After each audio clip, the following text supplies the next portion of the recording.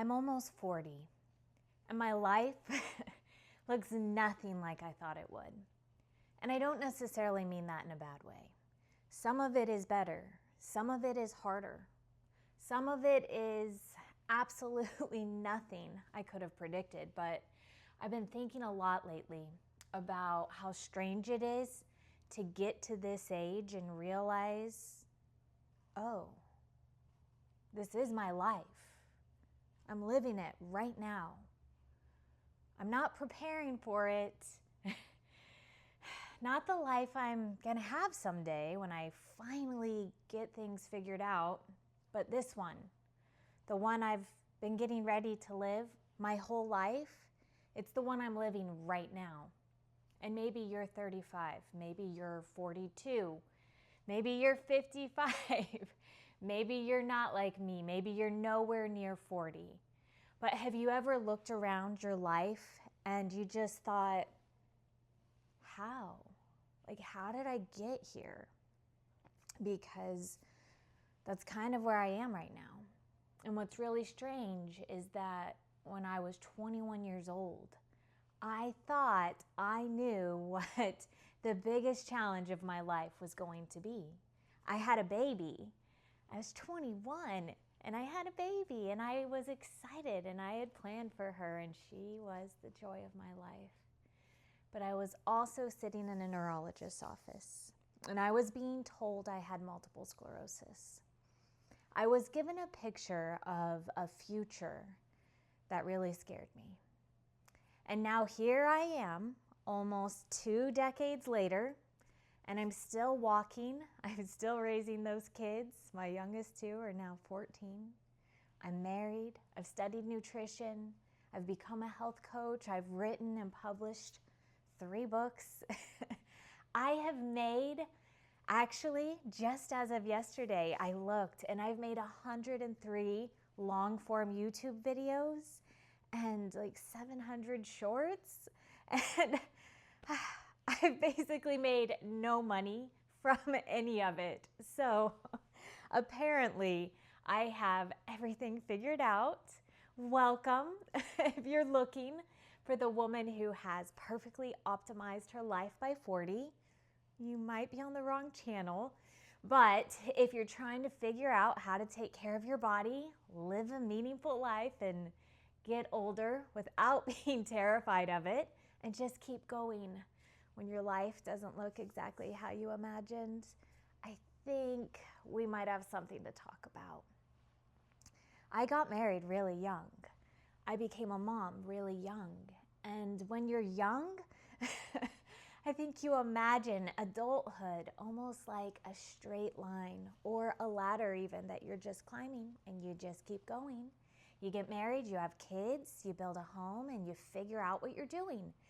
And you become a grown-up.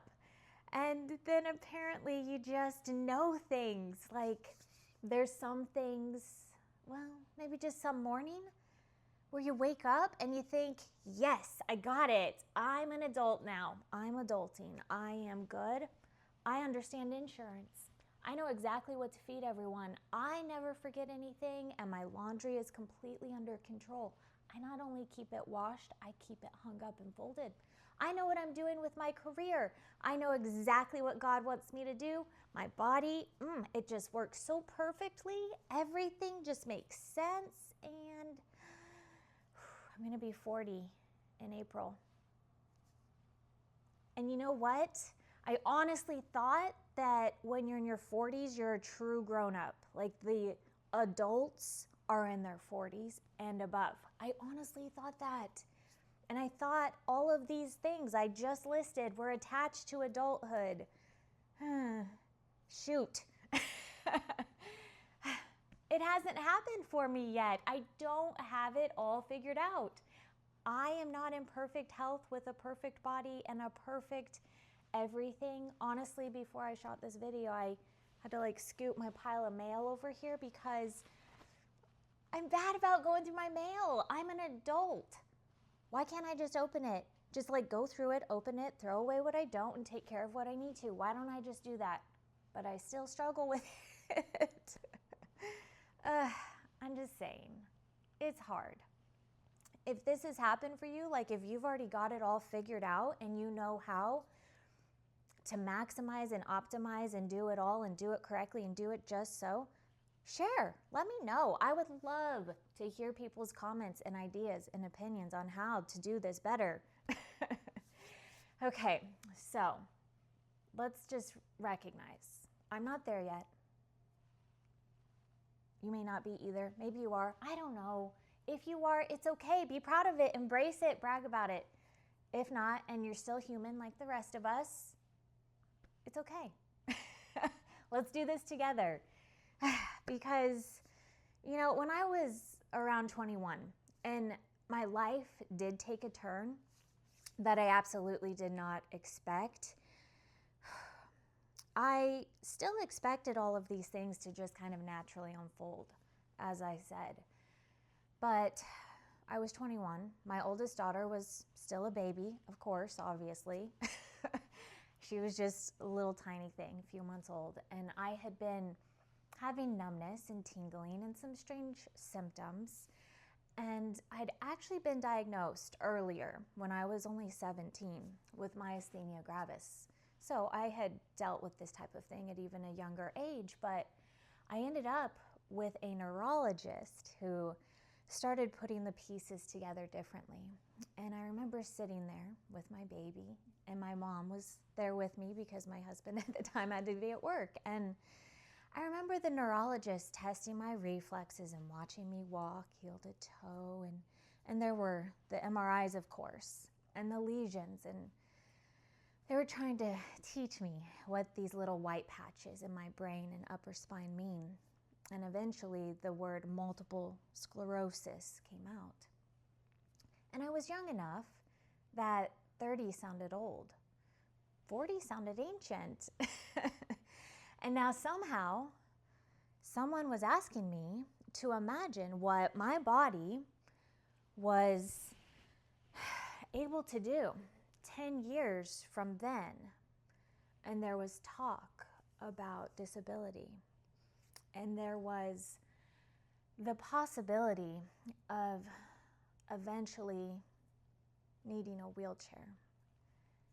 And I remember having this sense that someone had just handed me a script for the rest of my life. And to start planning within 10 years, based on the progress of my disease, 10 years, I needed to start having things prepared. I needed to start getting ready for more complete disability in the very near future. And I was so young. You know, I want to be careful when I talk about this, because if you have MS or any chronic illness, I am not telling you that I have found a cure. I didn't. I haven't. And I'm not telling you that if you eat exactly what I eat and fast exactly how I fast and take certain vitamins and pray enough or have the right attitude, everything's gonna magically disappear. That would not be fair. And that's not what happened for me. But I did start asking questions, a lot of questions. What affects inflammation? What am I putting into my body? How am I sleeping? I did later get diagnosed with sleep apnea because it's, you know, it's actually fairly common. It's not as unique as it might sound to have more than one illness, as you probably know. But I did ask a lot of questions. And I started to ask, what am I deficient in? And what happens when I eat certain foods? Or what role does stress play? What about fasting? Like good stress versus not good stress? What about the gut and environmental exposure, and what can I control? Because that last question became super important to me. What can I control? I couldn't control the diagnosis, and I couldn't control every lesion, and I recognized I couldn't guarantee what my body would do 20 years later, not even 10, because I didn't even like what I was being told to expect within 10 years. But there were things I could change, and I became fascinated by those things. It's part of what eventually led me into becoming a nutritionist and health coaching. But, here's the funny part. You would think that once you know a lot about health, I used to think this, like if I just knew enough that you would just be healthy all the time, right? No, gosh darn it. No, that's not how that works. I wish it was. I know how to be healthy. Oh, and I still struggle. This is something I want to talk about more on this channel because I think it's important. There is a difference between knowing and doing. I know that sleep matters, and I know nutrition matters. I know my body needs adequate nutrients. I know vitamins and minerals matter, and I feel better when I get out my vitamin bucket and I put them in their little compartments and I remember to take them. I feel better. I know movement matters. Roxy, my dog, she's sleeping right here in front of me. She tries to remind me every day we need a walk, and some days we don't do it, even though I know it matters, and I know it helps. I know stress matters. I know caffeine isn't a replacement for rest, and I know all of this professionally. I have certificates. I have the things. I've gone to school, and I have been paid by people to tell them how to be healthy. And yet, there are still mornings when I'm sitting there thinking, I don't want to do anything today. There are days when I don't eat the way I should. And there are days when I'm tired. There are days when my body hurts. And there are days when my brain feels foggy. Today is one of those days. And I almost didn't even make a video today because I felt that I feel tired. And I didn't even stay up that late. And I got to sleep in. And I've had a pretty chill day. I have just been working on my books. I'm trying to do some editing and I'm reviewing my channel and I'm trying to see what I could do better, what would be helpful. And I was too tired to even go downstairs and set up my recording stuff. And I wasn't even going to record because there's days when I'm tired. And today's one of those. And I pushed through. You're on my phone right now. We don't even have special lighting. We're just sitting in the kitchen and I'm doing so we're in my space and just chill. And I'm doing this casually because I'm tired. And there's days when my body hurts. And there's days when, I'm just foggy. And when taking care of myself feels like just a job in and of itself. And I used to think that there was something contradictory about admitting that. Like, you're a health coach, Becky. Well, I'm Rebecca. My family calls me Becky. Shouldn't you have this figured out? How can you be such a hypocrite and have published 103 videos and yet you still sometimes, even last night, I was snacking in bed while watching a show and staying up till 11, even just last night. But I've realized maybe this is exactly what we need to talk about. Because knowing what a human body needs doesn't mean you stop being human. And I think a lot of women and men know exactly what I'm talking about. We know we're supposed to drink the water. Let's drink the water. We know we're supposed to eat vegetables and go to bed and exercise and take the vitamins and manage our stress and get off our phone and do all the things. Great. Who's going to make dinner? Who's driving somebody somewhere? Who's going to get the kids to the football game? Who's going to make sure the dog, we didn't get dog food, right? 2 nights ago, my husband got home and we were going to eat and there's no dog food. Gosh darn it. running to Dollar General to get some dog food. Who needs something signed? What parent out there has a pen put in their hand every evening, every morning, both? Mom, I need this signed. Mom, I need this signed. Mom, fill this out. Mom, read this. Mom. And then work. Ugh. Should we even talk about work? You all have it. I actually just this morning asked ChatGPT what percentage of women get to just be a stay-at-home mom or wife, like just a parent that's just home, just an at-home parent. And it's like 20%, at least in the United States, which is where I'm at. But in the United States, it's about 20% of homes, I guess, or like 1 in 4 roughly. But when you go 1 in 4, some of that's due to disability, but about 20% by choice. Point is, there's another load of laundry. And you got to be at work by what time in the morning? You got to be there early? Really? But I didn't even shoot. All right, let's get, right? Why can't I even remember why I walked into a room?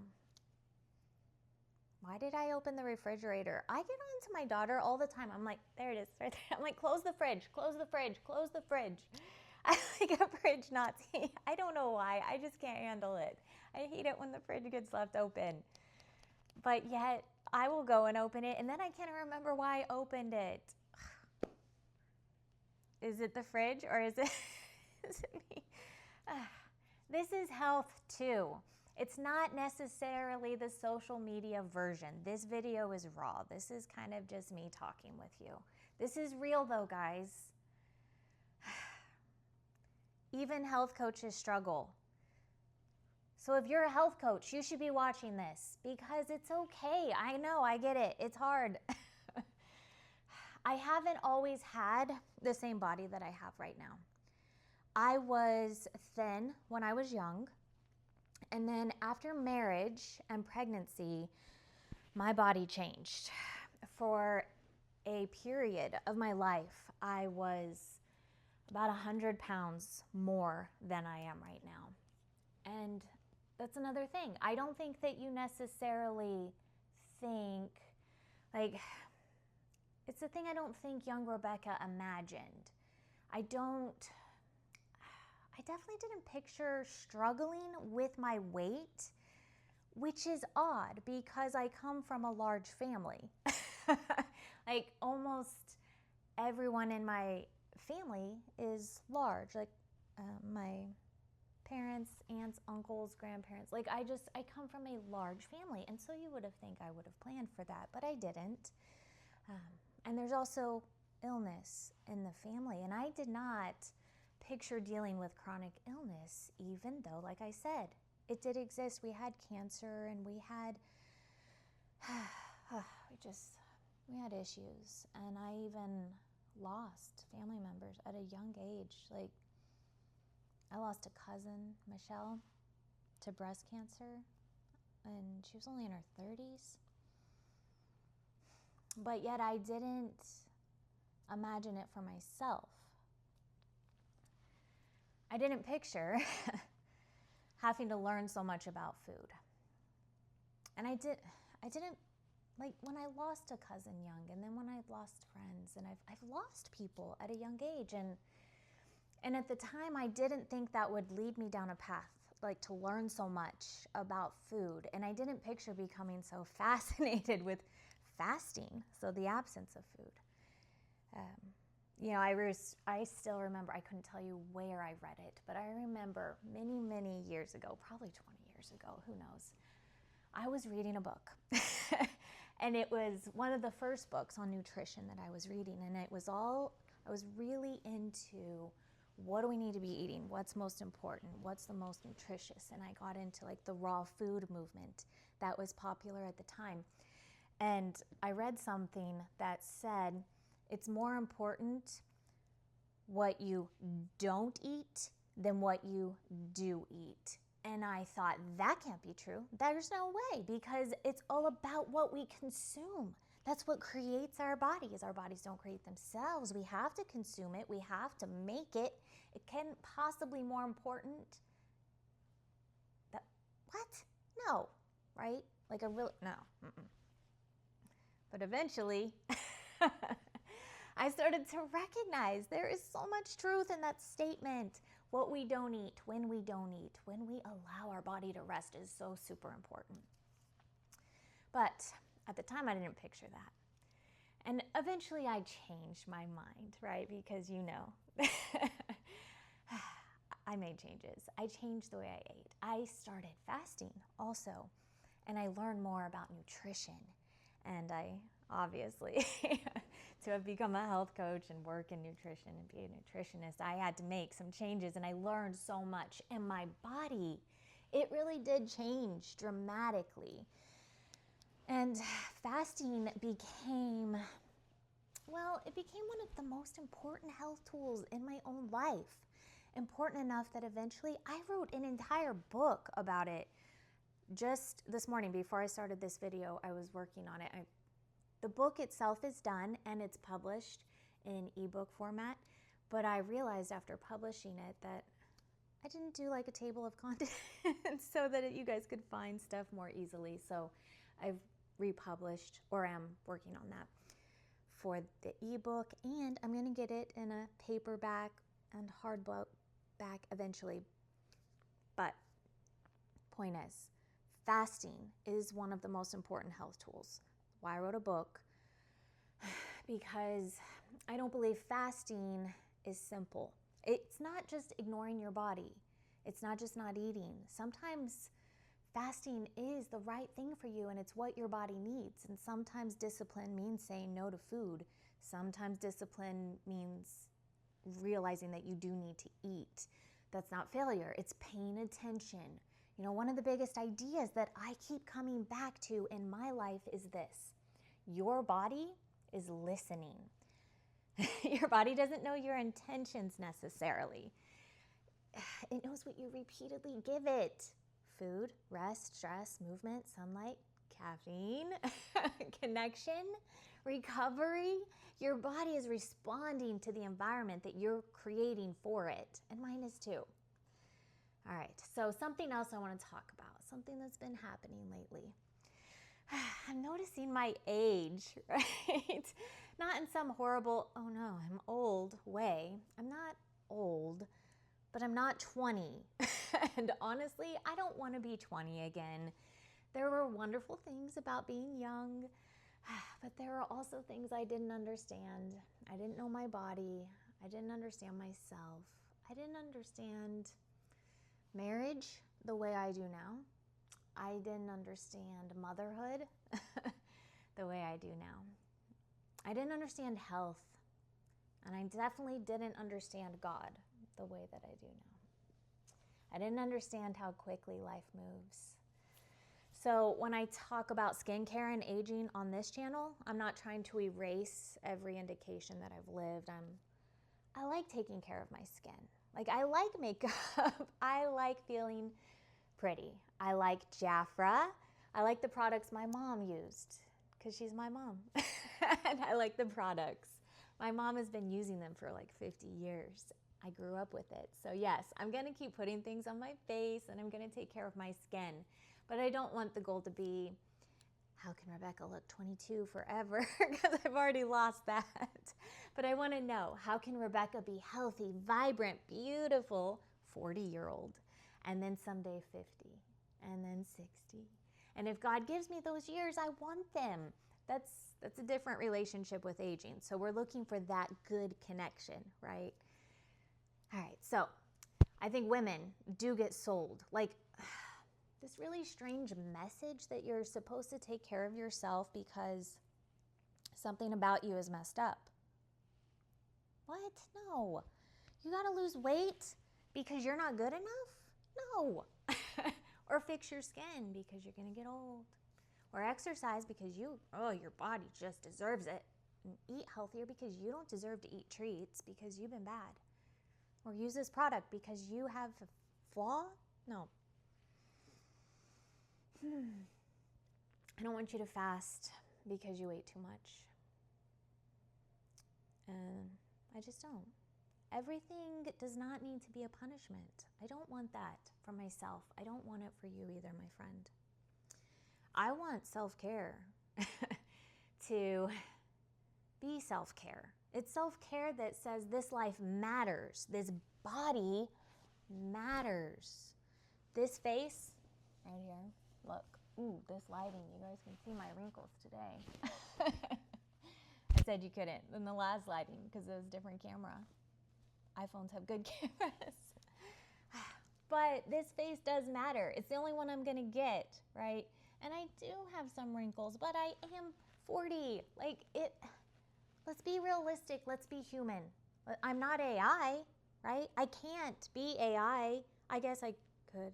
No, I can't, right? Because I'm human. But I'm just saying, I don't know. AI can probably give you wrinkles too. But I am human. I'm a real person. My point is, you matter. You, the real person that's watching this. Guys, we're human. We matter. Our face matters. Our skin matters. Our body matters. And what we thought or planned for at 20, if we are now 40 and beyond, or not quite even 40 yet, guys, life is moving. And it all matters. And it's not because I worship my body, and neither do you. We're not doing that. It's because it's the body that I'm living this life in. It's the only body you get to live life in. And my faith has honestly changed how I think about that, because I believe that God gave me this life. And I want to steward it well. And by that steward, I mean to guide it, lead it, be in charge of it. That's probably the better word. I want to be in charge of my own life. And I don't need to do it perfectly, but I do want to do it well. And there's a difference. So that brings me back to where I started. Almost 40. Because I really have been looking around lately and thinking, what exactly am I doing? Because my kids aren't babies anymore. Life is changing. I'm changing. My body is changing. My priorities are changing. And I've been trying to build something. This, what you're watching, URworthit Health. And I've been making videos. A lot of videos, over 100 videos now. And I've written books, 3 of them now. Technically 4, but the 4th one's not published, so I'll say 3. And I've worked on my website. I've been studying, and I've been recording, and I've edited. I have made so many thumbnails and written descriptions, and I've made shorts. And I've sat here and I've talked into this camera when hardly nobody was watching. And if I'm telling you the truth, I thought I would be further along by now. I thought by the time I made around 100 videos, something more would have happened. I thought I'd have more subscribers, more views. I thought I'd be making some money, and I haven't. I thought somebody would have bought one of my books. And as I'm recording this, that hasn't happened. My mom, I love my mom. She's the best. She's bought one of my books. And she's of course, she's read them. So thank you, Mom. I love you. But I haven't built some giant successful business. I've worked as a health coach and nutritionist, like I've said, in a clinic. And I've worked with so many people and done so much, and I'm very proud of it. But something that I don't like about working in a professional weight loss clinic is that it is very professional and it is very expensive. I don't want to be transparent about pricing and such from a company perspective, but I could just say that on average, a client or patient to come into our clinic and to meet with me and have them as their coach, they would spend on average anywhere from about $1,500 to $3,000. If you're doing supplemental therapies in addition to meeting with me, then someone could easily spend $2,000 to $4,000 a month. It's a lot of money, and I'm not saying you need to spend that, and I'm not even inviting you to do that, and I'm not even telling you where that's at. It's not relevant. The point is, people spend a fortune in these clinics, and I've told myself for years that I would like to help so many people that can't afford this. I would love to, I want to, I need to. It's my calling to help people. And you know what's ironic is that I've made 103 videos. This will be 104. And again, I've got views. Right now, as of today, August 21st, 2026, I have 118 subscribers. Thank you for being one of the first. Thank you for being in my first year. I started really posting videos in November of 2025. So my goal to get to 100 videos within a year, I have made it. I'm super happy about it. But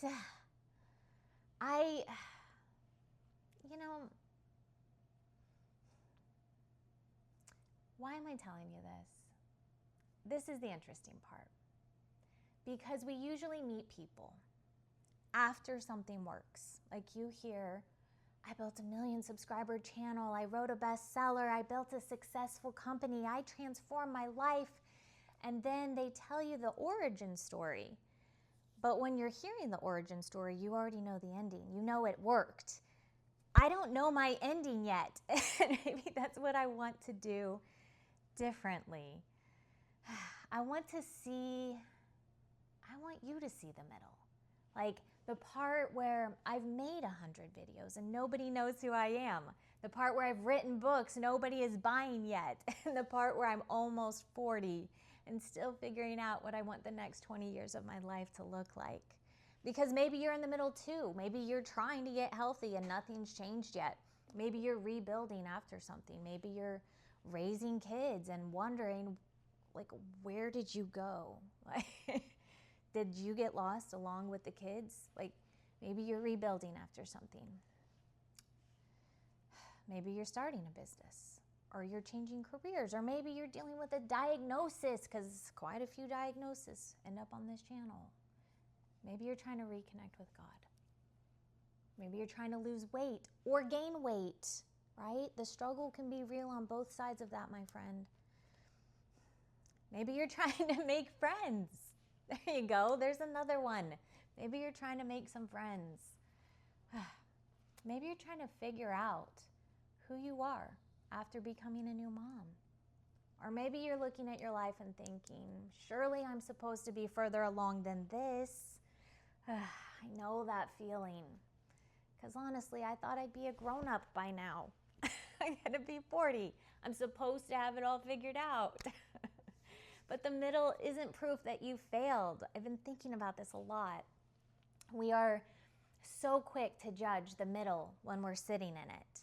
We start something and nothing happens. And we decide it's not working, it's not good enough, and nobody wants this. I'm too late. Obviously, I missed my chance. No, I want us to rethink. Maybe I was stupid for thinking I could do this. And I've had some of those thoughts about this channel. I have. But maybe not, right? And I think about 21-year-old Rebecca. And if she could see me right now, would she look at me and say, you failed? I don't think so. She'd probably be shocked. Wait, we're still walking? We have all these kids, because at the time I only had the one baby, and now I have raised 7, and the youngest 2 are 14, right? So I've gotten them raised and in college and working and doing their things. I became a nutritionist and a health coach. I've written books. They're actually like in published form, like someone could read it. What? I'm putting videos on the internet. I've actually published a podcast. What are you doing? What are you doing that you could tell your 20-year-old self about and they would be proud of you for? Not because everything's working and not because everything's been a success, but what's the thing, right? Is there something? Because I've kept living and kept walking and kept pursuing life. You know, there's a difference. MS taught me something because I do have MS. I still have multiple sclerosis. And it taught me something very early that I didn't understand at the time, that predictions are not promises. Good predictions or bad ones, you can be told that this is what your future will look like. And then life happens. Bodies change, science changes, relationships change, circumstances change, you change. And that's one reason I don't want to spend the next half of my life being afraid of aging. I've already spent enough years wondering what might happen to my body next. I want to be present for what my body can do now. And that doesn't mean ignoring symptoms. It doesn't mean ignoring science. And it doesn't mean pretending that everything is wonderful. It means that I'm here today. And what can I do with today? I think that a lot of us carry invisible deadlines, and maybe 40 isn't my deadline like I thought it was. By 30 I should have, by 35 I should have, by 40 I should. No. I'm not going to think my house should look, my marriage should look, my body should look, my bank account should look, my career, my children, my faith. How should it all look? I should have figured it out? No. According to whom? Seriously, who wrote that schedule? My inexperienced 20-year-old self wrote that schedule. I would like to speak management over my life. Maybe 40 isn't a deadline. Maybe it's a vantage point. Maybe it's old enough to finally see patterns I couldn't see at 20.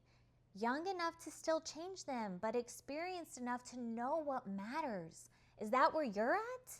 Hopefully humble enough to know you still don't know everything. That sounds pretty good to me. Now, I'm not throwing away URworthit Health, but what am I going to change? Well, it's the opposite. I think I'm finally understanding what I want to be. I don't want to sit here and lecture you. I don't want every video to feel like today we're going to discuss 7 benefits of vitamin D. Let's go over 6 or 7 of them and just get it covered. Well, we could. We will absolutely talk about vitamin D because vitamin D matters, especially when we're talking about things like immune health and MS. But I also want to talk about what happens when you know vitamin D matters and your vitamins have been sitting there and you haven't taken them, because that's real life. I want to talk about fasting. I want to talk about the days when fasting isn't what your body needs. I want to talk about nutrition, but I also want to discuss why eating well can feel ridiculously difficult sometimes. I want to talk about MS, but I don't want MS to become my entire identity. I want to talk about skincare, aging, energy, marriage, motherhood, building faith. So many things. Ugh. And maybe this sounds strange, but I don't just want you to learn something when you watch my videos. I want you to feel better for having been here. I want to be friends, not because I'm going to pretend everything is positive. Some things are hard. Sometimes bodies hurt. Sometimes diagnoses are scary. Sometimes marriage and motherhood is hard. Sometimes we're tired. Sometimes we screw things up. That's why I want to be here for you. I want to be your friend. I want you to pull up these videos when you need a moment of encouragement or advice, or just someone to listen to in the background while you clean the kitchen. I want this to be a place where we can talk about things without deciding that everything is hopeless. And I want you to be able to put one of my videos on while folding laundry or getting ready or sitting in your car just for 5 minutes, because apparently that's the only place nobody can find you and feel like, okay, I'm not the only one figuring this out, because you're not, my friend. Let's do this together. That's what I want. I want to teach you things. I want to learn things with you. I want to challenge some of the things that we've been told about health. And I want to talk about science and my experiences. And I want to talk about faith, when faith does belong in the conversation. And I want you to leave feeling like maybe you can take one more step, not 20, but one. And the books that nobody has bought yet, yes, I'm going to keep writing. I'm going to keep talking about my books, even though almost nobody has read them yet, because I didn't write them just so I could say I'm an author. I wrote them because there are things I've spent years trying to understand. Multiple sclerosis, fasting, the thyroid, teenage health, things people search for when they're confused or scared or overwhelmed. And I want to take complicated information and make it understandable. And maybe eventually the right people will find those books. Maybe some of you watching this someday will read them, and maybe you'll tell me they're wonderful. Maybe you'll tell me, Rebecca, chapter 6 needs work. Okay, that's allowed too. I want to know. Please tell me. I'm still learning, but I'm not going to decide something has no value simply because it hasn't been discovered yet. And maybe you shouldn't either. What if you haven't been discovered yet? Maybe that's a question worth asking. What if you're not failing? What if you're early? What if you're learning? What if the things you're trying just hasn't found its people yet? Obviously, sometimes we need change, and sometimes an idea generally doesn't work. Sometimes we need better information.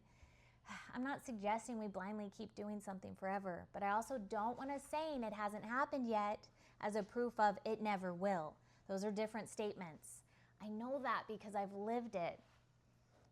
If you're watching this before anything has happened for you, this is kind of fun to think about. Maybe this channel never becomes enormous. Maybe it becomes a wonderful little community. I don't know. But maybe you're watching this years from now. Maybe something happened. I hope I'll see you then.